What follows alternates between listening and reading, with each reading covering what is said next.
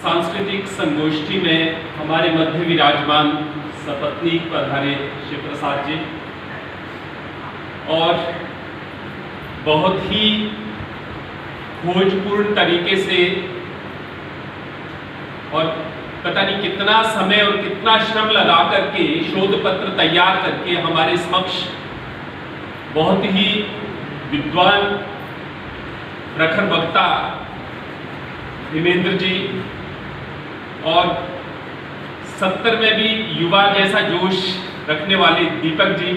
70 तो भी पूरे नहीं है, 62 अच्छा ज़्यादा बोल गया 70 का दिख रहा हूँ मैं। तो बचपन जैसा जोश हर जगह सक्रिय और यहाँ पर विराजमान युवा प्रधान जी दोनों बहुत सक्रिय हैं अपने कार्यक्षेत्र में और डायनेमिक हमारे अमर चौहान जी और मेरे मित्र, मेरे सहपाठी और जो विविध कला में पारंगत हैं परंतु कभी अपनी कला का मान नहीं करते हैं, ऐसे मेहरदास जी और मेरे सभी मित्रगण, विद्वज्जन, विशेष करके मातृशक्ति।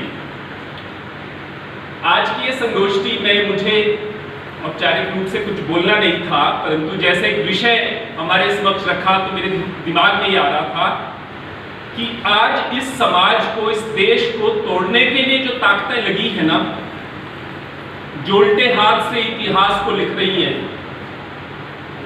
आपने नाम सुना होगा PFI, वामसेफ, गोंडवाना तो पूरा हिस्ट्री को लिख चुके हैं विकृत करके, और जो यहाँ का स्थानीय जन है उनको तोड़ने के लिए पूरी प्लानिंग उनकी बन गई है। और ऐसे खंड खंड देश को तोड़ने की जो आज कोशिश हो रही है, इसके विकल्प के रूप में जो प्रयास डॉक्टर हिमेंद्र बाली जी कर रहे हैं और दीपक जी कर रहे हैं, आज केवल दो महानुभावों की नहीं बल्कि स्थानीय इतिहास जहां भी मिलता है, लोक गाथा है, लोक गीत है या दूसरे पुरातत्व अवशेष है, उनकी व्याख्याएं हैं।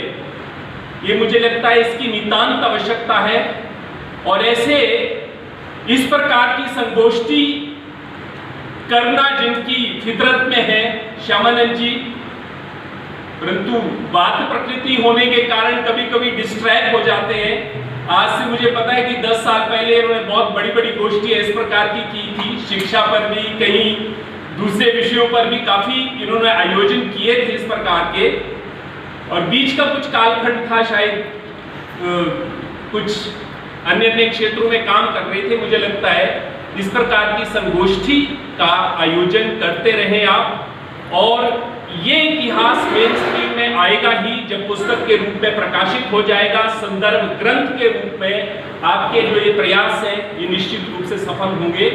और आज देश को जोड़ने की, जहां इन्होंने यहाँ बैठे बैठे खेगसू से सीधा केरल को जोड़ दिया, कामरूप को जोड़ दिया, शैव परंपरा अगर कश्मीर से लेकर के उधर कामरूप तक शाक्त परंपरा से जुड़ती है, वहीं दक्षिण के वीर शैव परंपरा से जुड़ती है, तो एक पूरा समाज जो है इन परंपराओं से जुड़ता है। और ये केवल गोलांतक पीठ नहीं बल्कि मेलुहा तक जुड़ेगा आगे।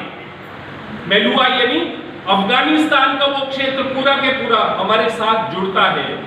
तो अखंड भारत की जो परिकल्पना है सांस्कृतिक रूप से, तो ये चीजें ही जो छोटे छोटे प्रयास हो रहे हैं, ये छोटे प्रयास नहीं बल्कि एक बड़े प्रयास है जो राष्ट्र की एकात्मता के लिए, इंक्लूसिवनेस के लिए बहुत जरूरी है।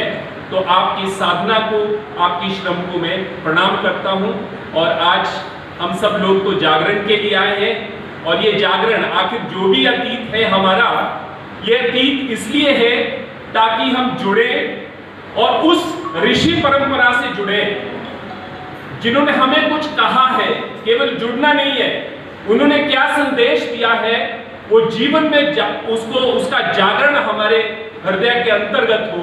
तो इसलिए संगोष्ठी के साथ साथ जागरण का भी कार्यक्रम है, और इस जागरण के द्वारा हम अंतरतम के जो श्रेष्ठतम है उसके रूप में अभिव्यक्त हो। यही मानव जीवन की सफलता है, इसी के लिए हमारे प्रयास रहे हैं। धन्यवाद। धन्यवाद आचार्य जी। समय को ध्यान रखते हुए निवेदन है सत्येंद्र शर्मा जी अपना